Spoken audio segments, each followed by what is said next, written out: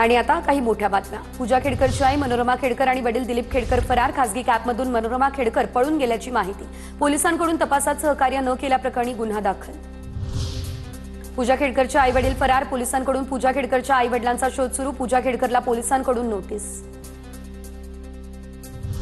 2016 पासून मराठा समाजाला आरक्षण मिळावे यासाठी 254 जणांची आत्महत्या। 158 जणांच्या वारसांना 15 कोटी 80 लाखांची आर्थिक मदत। अद्यापही 96 वारसदार मदतीच्या प्रतीक्षेत।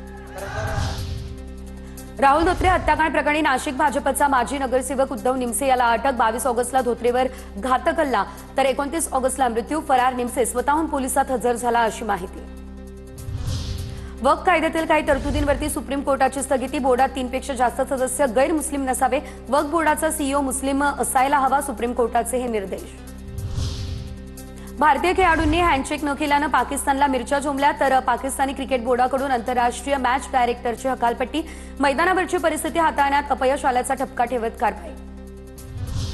महादेवी हत्तीर पुन्हा नांदणी मठात आणण्याच्या हालचालींना वेग। उद्या उच्चस्तरीय समितीकडे अर्ज दाखल करणार।